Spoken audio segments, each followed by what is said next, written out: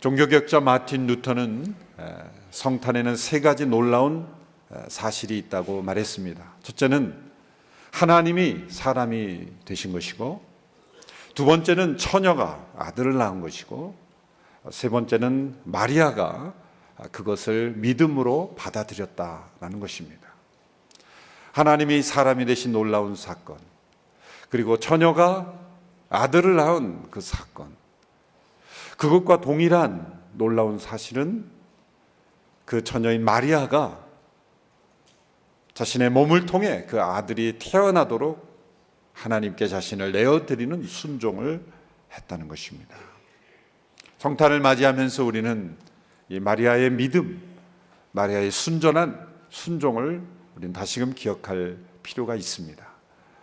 로만 가톨릭처럼 마리아에게까지 기도하는, 그런 마리아를 신성시하는 데까지 가서는 잘못이지만, 그렇다고 우리 개신교가 마리아의 믿음을 높이 평가하지 않은 것은 잘못이라고 생각을 합니다. 하나님께서는 구세주를 세상에 보내실 때 이 나사렛의 한 가난한 여인을 택하셨습니다. 하나님께서 하나님의 아들을 세상에 보내실 때 예루살렘의 부유한 가정의 서기관의 딸로 자라난 그러한 마리아를 선택하실 수도 있었을 것입니다. 그러나 그 당시 세상 사람들이 볼 때 주목하지 않았던, 그리고 다른 사람들이 부러워하지 않았던, 그러나 하나님께로 온전히 그 마음이 향해 있던 한 여인을 주목하시고 그 마리아를 통해 예수님을 세상에 보내신 것입니다.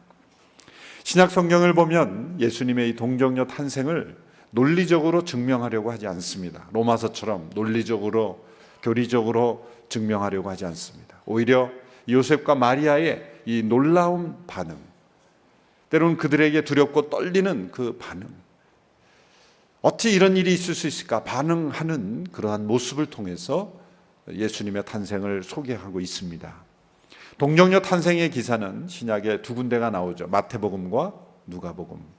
마태복음은 요셉, 예수님의 육신의 아버지였던 그 요셉을 중심으로 기록하고 있고, 누가복음은 마리아를 중심으로 기록하고 있습니다. 그 이유는 기록의 대상이 달랐기 때문입니다. 마태복음은 유대인들을 대상으로 기록된 책이기에 그 남성적인 시각에서 기록되었고, 또 누가복음은 이방인 그리고 연약한 자를 생각하는 그러한 시각이기 때문에 마리아를 중심으로 한 기록이 되어 있다는 것이죠. 또 누가복음은 예수님의 탄생을 기록할 때 예수님의 탄생으로부터 시작하지 않고 세례 요한, 사가랴와 엘리사벳을 통해 태어난 세례 요한으로부터 시작하고 있습니다. 하나님께서는 그 메시아를 세상에 보내실 때 언제, 어떤 모습으로, 어떻게 세상에 보내실지를 준비하셨습니다. 그리고 누구를 통해 예비하실지까지 준비하셨습니다. 주님의 길을 가장 가까이 예비한 세례 요한의 출생은 그 출생 자체부터 그는 예수님의 출생을 준비하는 사람이었다는 것입니다. 지난주에 우리가 함께 살펴본 대로 제사장 사가랴에게 천사 가브리엘이 소식을 전했을 때 그 사가랴는 그 엄청난 소식, 자신의 아내 엘리사벳, 아이를 낳을 수 없는 나이에 있는 엘리사벳에게 자녀가 있을 것이고, 그 자녀는 엘리야의 심령으로, 엘리야의 능력으로 세상에 와서 주의 길을 예비하는 자가 될 것이라는 소식을 들었을 때 믿을 수 없었습니다. 이 세례 요한과 예수님의 출생의 공통점은 둘 다 초자연적인 기적의 탄생이었다는 거죠. 천사 가브리엘의 소식을 통해서 기적적인 탄생이었다는 거죠. 세례 요한은 아이를 낳을 수 없는 나이에, 인간적으로, 의학적으로, 상식적으로 아이를 낳을 수 없는 상태에서 엘리사벳이 출생하였고, 그리고 예수님은 처녀의 몸에서 아이를 낳았다. 둘 다 초자연적인 기적의 탄생입니다. 그러나 차이점이 있습니다. 그 소식을 들은 부모들이, 특별히 사가랴와 이 마리아, 한 사람 사가랴는 제사장이었고 하나님을 가까이 섬기는 그러한 종이었지만, 그 가브리엘이 전해준 소식을 믿음으로 받아들이지 못했습니다. 그러나 나사렛의 한 가난한 소녀였던 마리아는 천사 가브리엘을 통해서 주어진 그 소식을 믿음으로 받아들였다는 것. 이것이 놀라운 차이인 것입니다. 우리가 지난주에 살펴본 대로 사가랴가 어떻게 반응했습니까?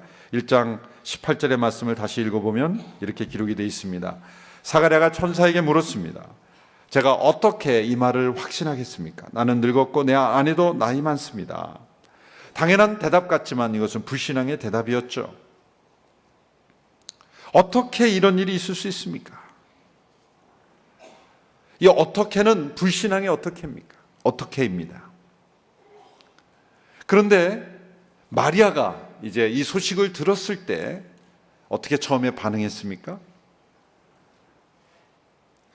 이제 가브리엘 천사가 이렇게 인사합니다. 기뻐하여라, 은혜를 입은 자여 주께서 너와 함께 하시다. 은혜를 입은 자여 주께서 너와 함께 하신다. 마리아는 이 인사를 듣고 이렇게 대답했어요. 이런 인사가 무슨 인사인가? 이것은 마리아가 구약 시대에 이런 인사는 아무에게나 주어지지 않는 인사라는 것을 알았기 때문입니다.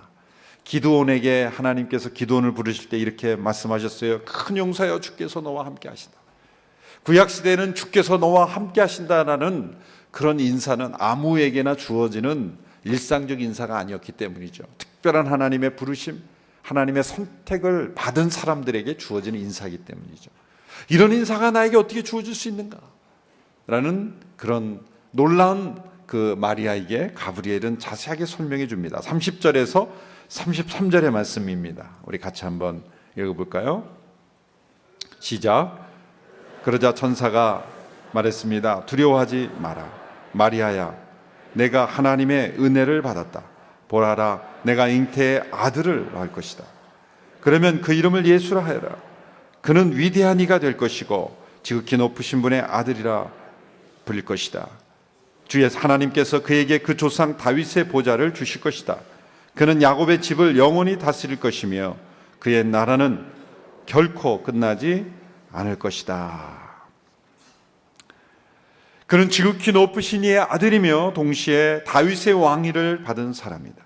그는 하나님의 아들이면서 동시에 다윗의 아들인 이 이중적인 신분을 가진 분으로 태어날 것이다. 바로 이사야 9장에 나타난 가장 명확한 메시아의 예언이 이루어지는 사건이라는 거죠. 이사야 9장 6절에서 7절의 예언을 우리가 같이 한번 읽어보겠습니다. 이사야 9장 6절 7절 말씀 시작. 한 아이가 우리를 위해 태어났다. 우리가 한 아들을 얻었다. 그의 어깨에는 주권이 있고 그의 이름은 기묘자, 모사, 전능하신 하나님, 영원하신 아버지, 평화의 왕이라 불릴 것이다. 그분의 넘치는 주권과 평화는 다윗의 보좌와 그의 왕국 위에 끝없이 펼쳐질 것이다. 지금부터 영원히 공평과 정의로 그것을 견고히 세울 것이다. 만군의 여호와의 열정이 이것을 이루칠 것이다. 구약에 나타난 메시아 예언 중 가장 명확한 예언입니다. 한 아기가 태어날 것인데 그 아이의 정체는 전능하신 하나님, 영원하신 아버지, 바로 그 영원하신 아버지여 전능하신 하나님께서 한 아기로 오시는데 그 아기가 다윗의 왕위로 오실 것이다. 다윗의 후손 예수 그리스도. 바로 이 엄청난 예언이 마리아에게 임하는 아들이라는 거죠. 마리아는 이 말씀을 듣고 이렇게 대답했습니다. 34절입니다. 같이 한번 읽어볼까요? 시작. 마리아가 천사에게 물었습니다. 처녀인 제게 어떻게 이런 일이 있겠습니까? 자, 사가랴의 대답과 비슷한 말인 것처럼 보입니다. 마리아도 처녀인 제게 어떻게 이런 일이 있겠습니까? 이 똑같은 어떻게 있는 것 같지만 정반대의 어떻게입니다. 사가랴는 그것은 이루어질 수 없는 불가능한 일인데 어떻게 이루어질 수 있습니까? 라는 어떻게 해요. 불신앙의 어떻게 해요. 그걸 어떻게 해요? 누군가 이렇게 할 때 그걸 어떻게 합니까? 못해요. 그런 뜻이에요. 그런데 마리아가 처녀인 제게 어떻게 이런 일이 있을 수 있겠습니까? 라고 하는 어떻게는 제가 아직 경혼한 상태인데 어떻게 제가 그러면 할 수 있겠습니까? 어떻게 하면 될까요? 이 질문은 받아들이는 수용적인 믿음의 자세에서 나오는 어떻게입니다. 우리가 하나님께 던지는 어떻게라는 질문이 사가랴의 이 불신앙의 어떻게가 아니라 마리아처럼 믿음으로 하나님의 뜻을 순종하는, 그러면 제가 어떻게 이 일에 참여할 수 있을까요? 라고 하는 그런 믿음의 어떻게가 될 수 있게 되기를 축원합니다. 전사는 마리아가 내가 어떤 것을 행함으로 이루어지는 것이 아니라 단지 하나님의 역사를 믿음으로 받아들이기만 하면 된다는 것을 말씀했습니다. 35절의 말씀 우리 같이 읽습니다. 시작. 전사가 대답했습니다. 성령께서 내게 임하실 것이며 지극히 높으신 분의 능력이 너를 감싸 주실 것이다. 그러므로 태어날 거룩한 아기는 하나님의 아들이라고 불릴 것이다. 성령께서 내게 임하실 것이며 지극히 높으신 분의 능력이 너를 감싸 주실 것이다. 많은 경우에 왜 동정녀의 탄생이어야만 했는가라는 것을 설명할 때 죄가 없이 태어나야 하기 때문이라고 설명하는데 그건 정확한 설명은 아닙니다. 여인의 몸에서만 태어난다고 죄가 없는 인간이 되는 것은 아니기 때문이죠. 남성, 그러면 죄는 전부 남자에게만 있는 것입니까? 남성으로부터 태어나면 죄가 있는 것이고 여성으로만 태어나면 죄가 없는 것이 그렇지 않아요. 여성도 죄가 있는 거죠. 예수님의 동정녀 탄생이 중요한 것은 성령의 능력으로 예수님이 태어났기 때문에 예수님이 죄가 없으신 거예요. 지극히 높으신 이의 능력이 마리아의 몸을 덮으심으로 성령의 임재하심, 성령의 온전한 능력으로 예수님이 탄생했기 때문에 예수님이 무지하신 겁니다. 인간 역사에 한 번도 일어난 적이 없는 일일지라도 지극히 높으신 이의 천지를 창조하신 말씀으로 만물을 창조하신 분의 능력이 임하면 놀라운 생명의 역사가 일어나는 것입니다. 이 하나님의 기적은 자연의 법칙을 무너뜨리는 것이 아닙니다. 하나님의 기적은 자연 질서를 파괴하는 것이 아닙니다. 많은 사람들이 기적을 믿지 않는 이유가 자연 질서가 무너지는 것이라고 생각하는 거죠. 아닙니다. 하나님이 일으키신 기적은 자연을 무너뜨리지 않습니다. 보십시오. 예수님이 성령의 능력으로 잉태하셨지만, 마리아가 성령의 잉태했지만 바로 출산하지 않았잖아요. 배가 불러오는 자연의 모든 여인들이 겪는 그러한 배가 불러오는 그 모태에서 자라나는, 그럼으로써 출산의 과정을 겪는 자연의 출산 과정을 예수님이 겪으셨죠. 성령의 잉태하심으로 인해서 출산이라는 자연 과정이 무너진 것가 아닙니다. 하나님이 일으키신 기적은 하나님이 만드신 자연 법칙 속으로 스며들게 되어 있어요. 예수님이 만드신 기적을 통해서 만드신 빵, 오병이어의 기적의 빵은 내버려 두면 썩어지는 자연과 같은 빵이었다는 거예요. 하나님의 이 기적의 능력은 하나님이 직접 만드신 자연의 법칙을 충돌하지 않습니다. 개입하신 것뿐입니다.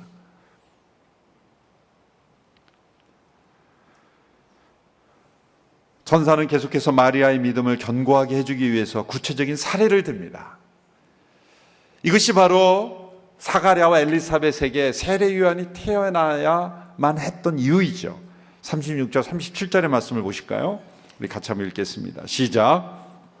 보아라, 내 친척 엘리사벳도 그렇게 많은 나이에 아이를 가졌다. 아이를 갖지 못하는 여자라 불렸는데 임신한 지 벌써 6달 때가 됐다. 하나님께는 불가능한 일이 전혀 없다. 보아라, 예를 들어주시는 거예요. 사람은 예를 통해 믿음을 갖게 돼요. 증거를 통해 우리는 믿음을 확실하게 갖게 돼요. 마리아에게는 믿음이 있었지만 그 믿음을 견고하게 세워주기 위해서 보아라, 내 친척 엘리사벳도 아이를 낳을 수 없는 상태였지만 벌써 6개월이 되었다. 성경의 구약에 보면 아이를 낳을 수 없는 그러한 상황에서 아이를 낳았던 많은 여인들이 있죠. 아브라함의 아내 사라, 이삭, 야곱의 아내들도 아이를 낳지 못하는 상태에서 낳았죠. 우리가 잘 아는 한나, 사무엘을 탄생했죠. 그리고 가장 가까이는 엘리사벳이 아이를 낳을 수 없는 상태에서 아이를 낳았어요. 그 구약의 모든 사건을 익히 알았던 마리아. 그러면 그 모든 사건들이 누구를 위해서, 무엇을 위해서 일어난 사건들이라는 것입니까? 동정녀의 몸에서도 아이를 낳을 수 있다는 것. 도저히 불가능한 상태에 있던 여인의 몸에서 하나님의 전능하신 능력으로 아이가 태어났다면, 처녀의 몸에서 아이가 태어나는 것, 그것 또한 가능한 일이라는 예가 되는 것이죠. 더군다나 가장 가까운 친족 엘리사벳에게 일어난 사건을 말씀하고 있습니다. 그런데 여기서 여섯째 달이 됐다라는 말씀이 나오죠. 저는 곰곰이 생각해 봤어요. 왜 여섯째 달 때가 되었을 때 마리아에게 태어났을까?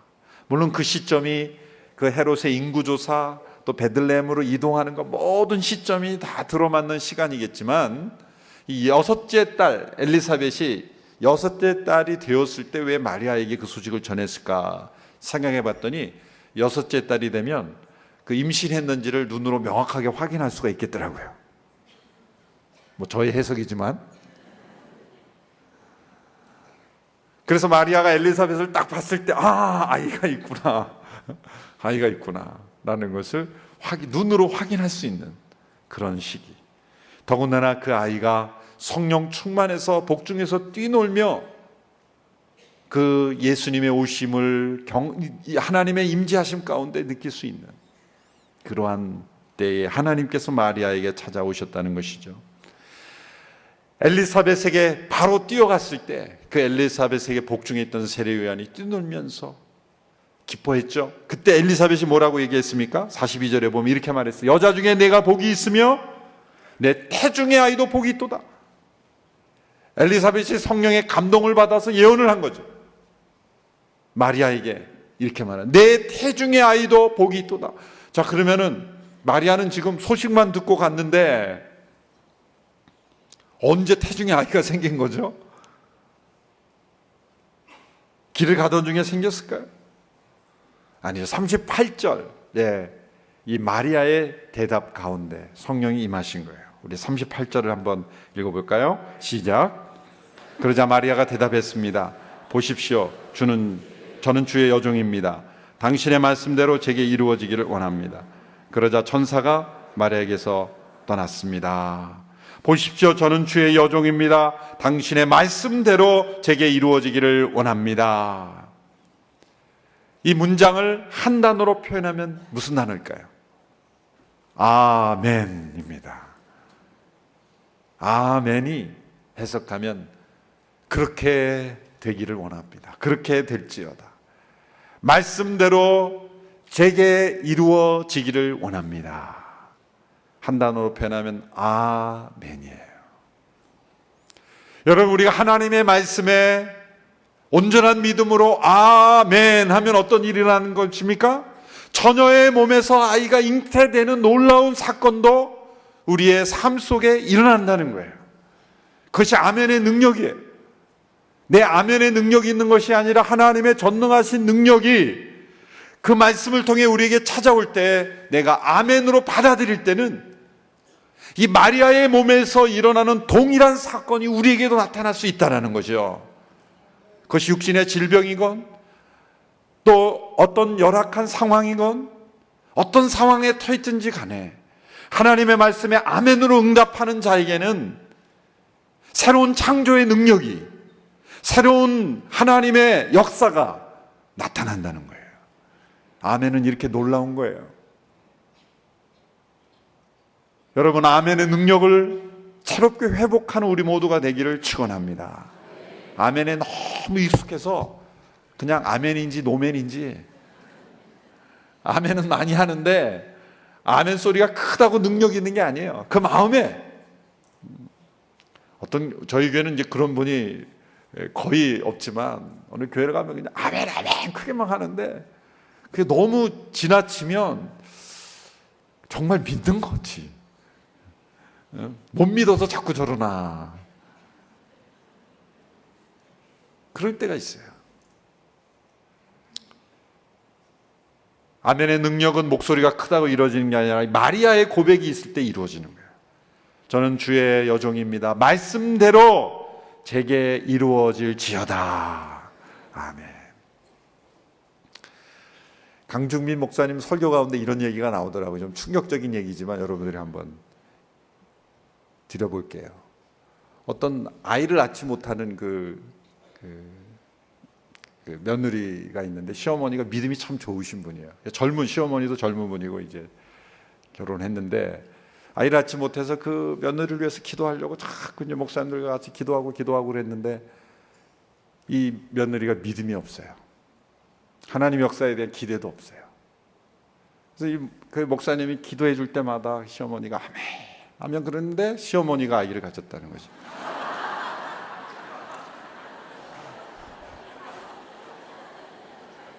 그러니까 아멘의 능력이에요. 아멘의 능력. 제가 미국에서 강준희 목사님 설교를 듣고 충격을 받아가지고 사실이랍니다. 사실. 본문과 전혀 상관없는 원고에 없는 얘기가 갑자기 생각이 나서 이 마리아의 영성은 맑고 투명한 아멘의 영성.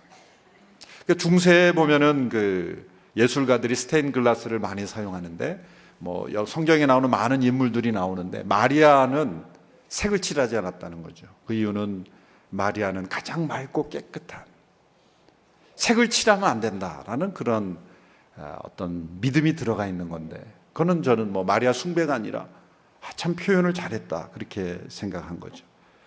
마리아가 어떻게 이렇게 엄청난 소식을 아멘으로 받아들일 수 있을까?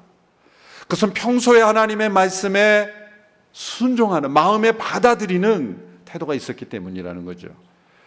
보시면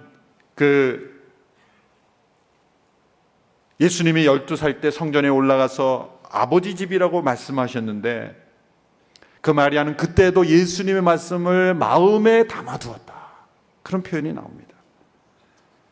이 마리아가 예수님이 하신 모든 말씀들을 생각할 때 보면 다른 제자들은 다 흘려들었는데 마리아는 마음에 받아들였어요. 그 결과가 어디 나와요? 예수님이 십자가를 지고 골고다를 향해 가실 때 마리아는 막지 않습니다. 놀라운 장면입니다. 멜 깁슨이라는 분이 만든 패션 오브 더 크라이스트 그 고난주간 영화를 보면 마리아의 모습을 이 멜 깁슨이 천주교 신자잖아요. 그래서 마리아를 굉장히 잘 부각을 시켰는데 흥분하지 않습니다. 저는 그 영화를 보면서 그 장면에서 놀랐어요. 만약 마리아가 한국 여성이었다면 몇 번 뛰어들었을 거예요. 이놈들아 나를 죽이고 가라 차라리. 온 몸으로 막았을 거예요 아마. 방패가 돼가지고 완전히 창을 뭐 같이 붙잡고 막 싸우고 난리가 났을 것 같은데 마리아는 침착합니다. 아주 침착한 마리아예요. 눈물은 흘려요. 그러나 당황하거나 뛰어들지 않아요. 그건 뭐를 보여주려고 한 거냐면 마리아의 순종을 보여주려는 거예요. 마리아의 순종. 예수님 말씀하신 그대로 내가 여기서 나서는 것이 주의 의를 이루지 못한다는 거죠. 세상죄를 지고 가는 어린 양으로 희생당하는 그 예수님의 길을 육신의 어머니의 정을 앞세우면 안 된다라는 것을 그 순종을 보여주는 거예요. 그 마리아의 순종은 예수님의 말씀을 마음에 두었기 때문에 결국 예수님의 부활 승천하시면서 예루살렘에 머무르라 하신 그 말씀도 순종해서 사도행전 1장을 보면 예수님의 육신의 어머니 마리아가 제자들과 함께 기도하는 모습 속에 있었다는 거예요. 이건 무엇을 보여줍니까? 마리아의 믿음의 순종, 일관성이 있었다는 것을 보여주는 거예요. 단지 이 한 사건만 믿은 것이 아니라 그의 일평생에 그는 하나님의 말씀에 아멘으로 순종하면서 순전한 믿음으로 일평생을 살았다는 거죠. 하나님은 이런 여인을 택하셔서 성탄에 하나님 아들을 세상에 보내시는 통로로 사용하셨다는 거예요. 오늘 이 시대에도 우리가 하나님의 말씀에 순전한 아멘으로 응답할 때 하나님이 우리를 통해서 놀라운 일을 이루실 줄로 믿습니다. 성탄은 하나님이 사람이 되신 사건입니다. 처녀가 아들을 낳은 사건입니다. 그리고 마리아가 믿음으로 그것을 받아들인 사건입니다. 인간을 만드신 분이 인간이 되신 사건, 시간을 만드신 분이 시간 속으로 들어온 사건, 역사의 주인이신 분이 역사 속으로 들어오신 사건, 하나님의 전능하신 능력이 아멘을 통해 우리 가운데 역사된 사건입니다. 마리아가 믿음으로 메시아의 부모가 되는 일을 받아들였다면 처녀의 아들로 오신 메시아를 믿지 못할 이유가 없습니다. 이 땅에 오신 예수님을 믿는 것은 처녀의 아들 오신 메시아를 믿는 것입니다. 그리고 오늘 우리의 삶 속에 도저히 불가능한 것 같은 상황 속에서도 하나님의 말씀이 우리를 통해 이루어질 수 있다라는 것을 믿는 사건입니다. 이 성탄의 축복이 오늘 우리에게 함께 임할 수 있게 되기를 축원하고, 이 마리아의 아멘을 우리의 삶 속에 받아들이고 체험하는 우리 모든 성도들이 되기를 주님의 이름으로 축원합니다. 기도하겠습니다. 잠시 기도하실 때 아멘의 능력을 잃어버린 저희들, 순전한 마리아의 믿음처럼 아멘으로 응답하는 우리 모두가 되기를 원합니다. 이번 성탄은 흘러 지나가는 성탄이 되지 않게 되기를 원합니다. 하나님의 말씀의 아멘으로 응답함으로 하나님의 역사의 통로가 되었던 마리아처럼 우리의 삶 속에 하나님의 말씀에 대한 참된 아멘이 회복됨으로 우리에게도 놀라운 하나님의 역사 기적이 나타나게 하옵소서. 함께 기도함으로 나가게 되길 원합니다. 기도하겠습니다. 하나님 아버지, 순전한 마리아의 믿음을 우리에게도 허락하여 주옵소서. 잃어버린 아멘, 능력 없이, 마음 없이, 믿음 없이 반복했던 종교적 언어가 되지 않게 하여 주시옵시고, 주문처럼 외워지는 아멘이 되지 않게 하옵소서. 순전한 믿음, 온전한 믿음, 깨끗한 맑고 투명한 마음으로 하나님의 말씀 앞에 아멘으로 응답함으로 우리의 삶 속에 놀라운 기적의 역사, 동정녀의 탄생과 같은 창조의 역사가 우리의 삶 속에 나타나게 되기를 간절히 원합니다. 아버지 하나님, 우리의 삶을 통해 일하시기 원하시는 하나님 아버지, 우리를 통해 일하여 주시옵소서. 놀라운 일을 역사하여 주시옵소서. 함께하여 주옵소서. 하나님, 성탄을 맞이하며 이 땅에 보내시는 메시아의 어머니가 되었던 이 마리아의 맑고 깨끗한 순전하고 투명한 믿음의 순종을 우리가 본받기를 원합니다. 오늘 이 시대에 마리아의 믿음으로 하나님의 말씀 앞에 아멘함으로 하나님의 통로가 되었던 마리아처럼 우리 모두도 하나님 앞에 아멘으로 응답함으로 하나님의 통로가 되기를 원합니다. 종교적으로 익숙한 주문처럼 반복하는 아멘이 되지 아니하고, 마음 없이 믿음 없이 습관적으로 반복되는 아멘이 아닌 하나님의 전능하신 능력이 우리의 삶을 통해 나타나는 온전한 아멘 되게 하여 주옵소서. 예수님의 이름으로 기도하옵나이다. 아멘. 다 같이